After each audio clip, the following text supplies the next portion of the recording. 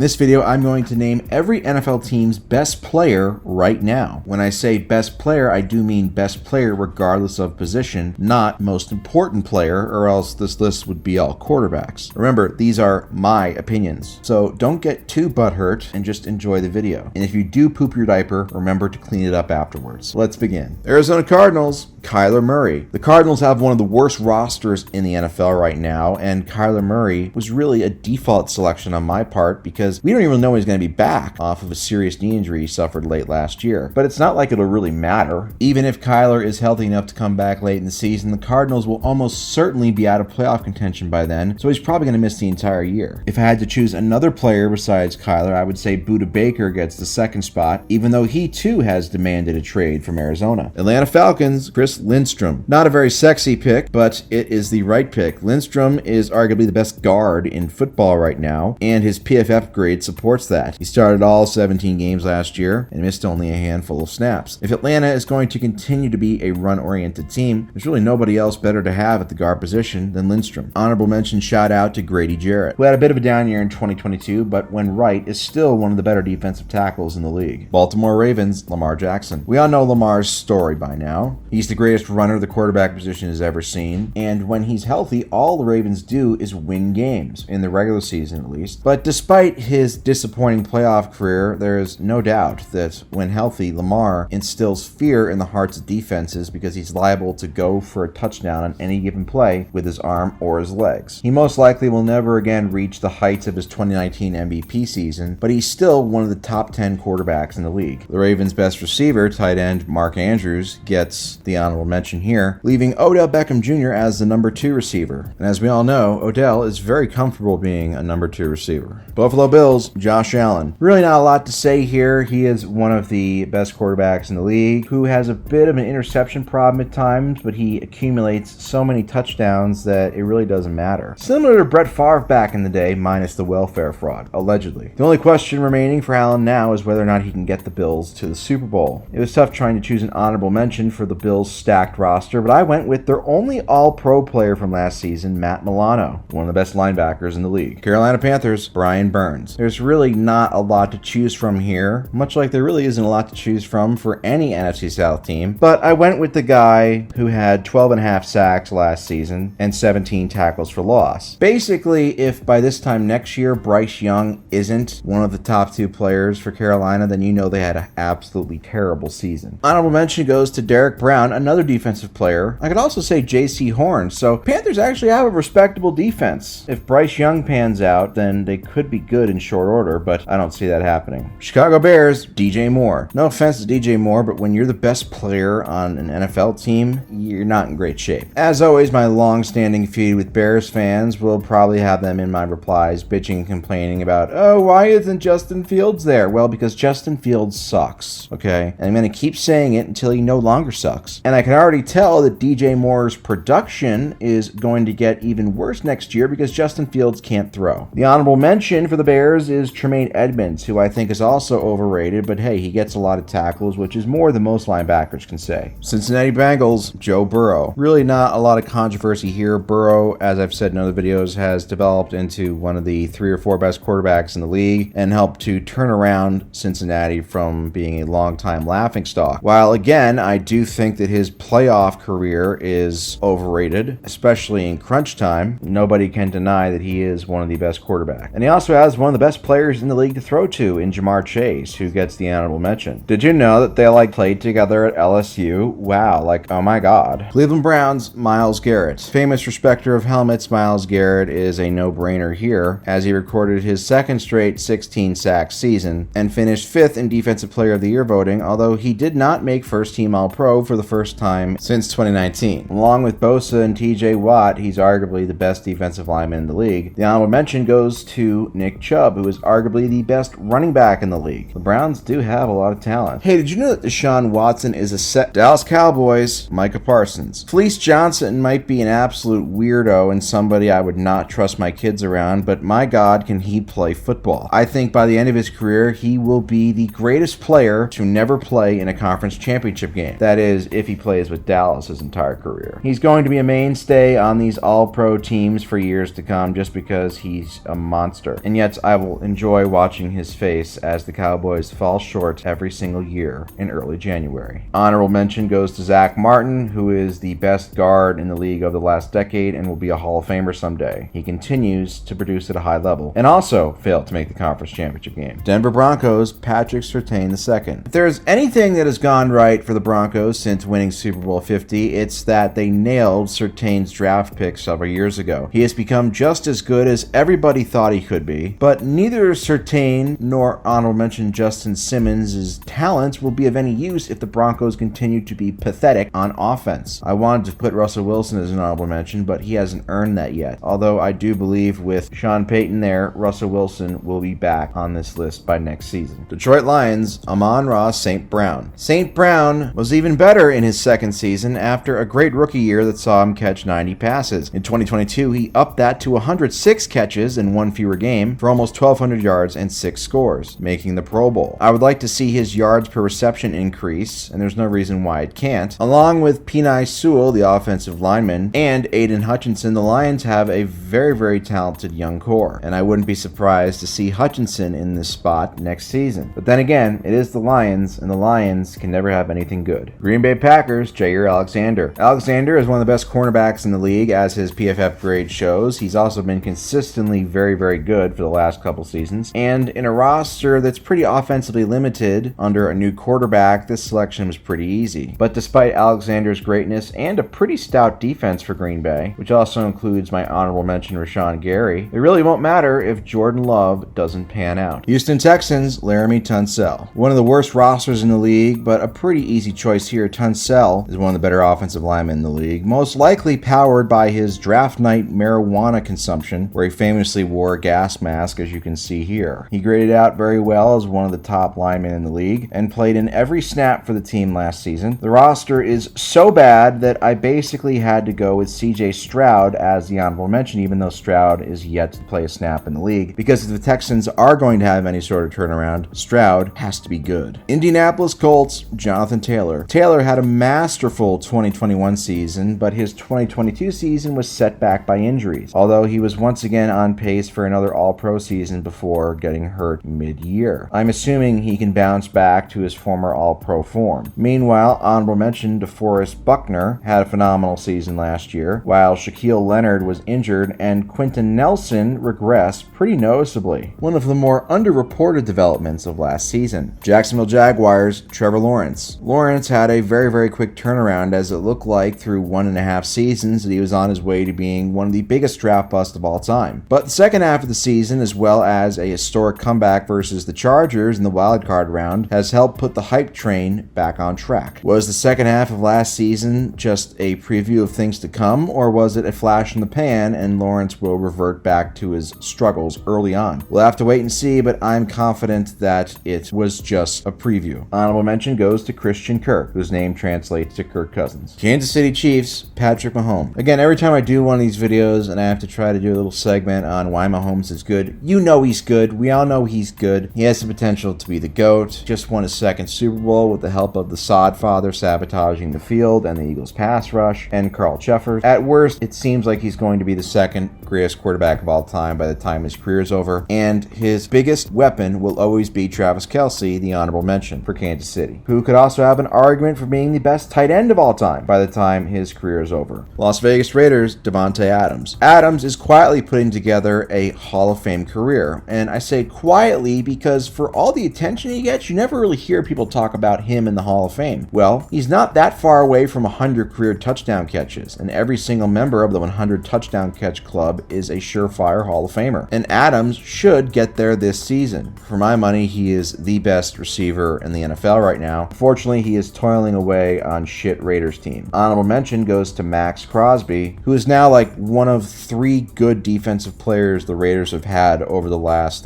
25 years. Los Angeles Chargers, Justin Herbert. I've had my issues with Herbert and his inconsistency and being a bit of a highlight reel merchant and a check down merchant over the last couple seasons, but he's still the best player on a talented Chargers team, and the Chargers will go as far as he takes them. Now that Joe Lombardi is gone with his dink and dunk offense, I expect Herbert to finally have that legendary breakout season that all the great quarterbacks have at some point and firmly cement himself as a top 2 or 3 quarterback in the league. Honorable mention goes to Derwin James, a versatile defensive player whenever he's on the field. Unfortunately, he has a little bit of Bob Sanders disease, although he has, for the most part, stayed healthy the last couple years, but you never know with him. Los Angeles Rams, Aaron Donald. Even though 2022 is the worst season of Donald's legendary career thus far, he still is the best defensive lineman in the league when healthy. I expect a bounce-back year from him, whether or not he's on the Rams or not, as there are trade rumors swirling that if the Rams get off to a bad start, Donald will go away. Regardless, he's the best, with scrappy gym rat hardworking daughter dater Cooper Kupp getting the honorable mention. Miami Dolphins, Tyreek Hill. 2023 Father of the Year candidate Tyreek Hill remains one of the best receivers in the league and the best deep threat in the league thanks to his superhuman speed. That didn't change just because he went from Kansas City to Miami. He also showed that he wasn't just a product of Mahomes. With a couple more great seasons, Hill might lock up a Hall of Fame spot after he's done playing, which is just great for the reputation of the Hall of Fame. We need as many class acts in the Hall of Fame as we can. Honorable mention, Jalen Ramsey. Minnesota Vikings, Justin Jefferson. Another receiver who has a great argument for being the best in the world at the moment. Jefferson has gotten off to a historically great start to his career, and if he stays healthy, there's really no reason why he also one day won't land in the Hall of Fame. The only thing I'd like to see a little bit more out of Justin Jefferson and why I think Adams has the edge over him in the best receiver debate is because Jefferson doesn't catch quite as many touchdowns, but he's nearly the perfect receiver and will be a stud for years to come. Honorable mention, Christian Darrisaw, beefy offensive lineman. Who doesn't love a good beefy offensive lineman? I know I do. New England Patriots, Matthew Judon. It's definitely a new era in Boston when the best player isn't Tom Brady. Judon racked up 15 and a half sacks last season, making this a pretty easy choice. He's also one of the few free agent signings over the last couple seasons by the Patriots to actually pan out. But Judon is going to have to get a lot more help from the offensive side of the ball if the Patriots are going to be relevant again. And it all starts up front with my honorable mention choice, Michael Onwenu. New Orleans Saints, Chris Olave. Olave was one of the better rookie receivers we've had in recent memory, catching over 72 passes for 1,000 yards and 4 scores with, let's just say, mediocre quarterback play. Even though Derek Carr isn't exactly a Hall of Famer, he should still be better than what Olave had as a rookie. I wouldn't be shocked if he clears 1,500 yards this year. Honorable mention goes to Tyrann Mathieu, the do-it-all honey badger. New York Giants, Dexter Lawrence. Lawrence has developed into one of the better interior defensive linemen in the league, as he racked up 7.5 sacks last season, as well as 28 quarterback hits, both incredible numbers for a defensive tackle. Unfortunately, Lawrence's greatness and effectiveness won't mean anything as long as the Giants employ Daniel Jones as their starting quarterback. Honorable mention goes to Andrew Thomas, who is slowly but surely developing into a very good offensive lineman. But again, what good is having a good offensive lineman if your quarterbacks suck? I'm so happy Jalen Hurts is my quarterback. New York Jets, Sauce Gardner. It's not very often that a rookie cornerback comes into the league and automatically takes the spot as the best corner in the league, but that is what happened in 2022 with Ahmad Sauce Gardner. Unfortunately, he plays on the Jets, and despite the addition of Aaron Rodgers and a whole bunch of former ex-Packers, the Jets, much like the Lions and the Browns, are cursed and will never see success. So I fully expect Sauce Gardner to go on to a Hall of Fame career without ever approaching a Super Bowl in the Big Apple. Honorable mention goes to Quinnen Williams. The first-team All-Pro defensive tackle just got locked up. No, I don't mean in jail, you racist. I'm talking about a contract situation. He signed a contract with the Jets that'll keep him in New York for 4 more years. Philadelphia Eagles, Lane Johnson. Johnson is arguably the best offensive lineman in the league, or at the very least, one of the best offensive tackles. He's been a mainstay along the Eagles' offensive line, has contributed mightily to their success, including 2 Super Bowl appearances over the last 6 years and a championship. The only concern with Johnson is he is a little bit injury prone. Honorable mention goes to Jalen Hurts, who the haters absolutely hate succeeding, but guess what? He's gonna keep winning, so get used to it. Pittsburgh Steelers, TJ Watt. Watt had an injury-shortened 2022 season, appearing in just 10 of 17 games and getting 5.5 sacks. But he gets the benefit of the doubt here because of his track record, which is excellent. The future Hall of Famer is once again healthy, and I see no reason why he won't be a first-team All-Pro at the end of the year as long as he stays healthy. Honorable mention goes to his fellow defensive teammate Cameron Hayward, who only seems to get better with age. Unlike my bowels. San Francisco 49ers, Nick Bosa. The 49ers have a loaded roster of talent, but Nick Bosa is the best of all. The reigning Defensive Player of the Year and famous respecter of America, Bosa is in the early stages of what should be a Hall of Fame career. He led the league with 18.5 sacks last season, and the only thing really missing from his resume is a Super Bowl championship. Honorable mention goes to Trent Williams, who is arguably the best left tackle in the league right now. Seattle Seahawks, DK Metcalf. Metcalf showed in 2022 that he is not a Russell Wilson merchant. Former workout warrior has carved out a very solid career and is just entering his prime, so expect another easy 1,000-yard season with around 10 touchdowns again in 2023. Honorable mention goes to Tariq Woolen, cornerback with a lot of potential. Yeah, that's right, Seahawks fans. I know about Tariq. I do my homework. Tampa Bay Buccaneers, Tristan Wirfs. Now that Plastic Surgery Man is out of Tampa Bay after 3 years, the Bucs are now officially Tristan Wirfs' team, who has been a stalwart tackle ever since he entered the league in 2020. The Bucs don't have a great roster, but luckily for them, the NFC South should once again be dog shit. So perhaps Wirfs can block good enough for whoever Tampa's quarterback is to get them back in the playoffs again. Honorable mention goes to the longtime Buck Levante David for his consistently productive play from the linebacker position. Tennessee Titans, Derrick Henry. Along with Jonathan Taylor and Nick Chubb, King Henry is still in the conversation for best running back in the league and is a couple more good seasons away from potentially being a Hall of Famer. Henry lives the best life. He gets all the praise when the Titans do well and none of the blame when they don't. That's one of the perks of being a running back. But Henry is fast approaching the dreaded running back age of 30, and only time will tell if he can buck the trend that has hampered running back throughout history. Honorable mention goes to Jeffrey Simmons, a very good defensive lineman. And finally, Washington Commanders, Terry McLaurin. McLaurin is one of those receivers that is very good, and his stats don't do him justice because he's played with a bunch of shitty quarterbacks. Unfortunately, I think that's also going to be the case this year unless Sam Howell turns out to be something special out of nowhere. McLaurin is one of the best contested catchers in the NFL and smack dab in his prime. Honorable mention goes to Daron Payne, who has the best last name possible for a person who tackles other people for a living.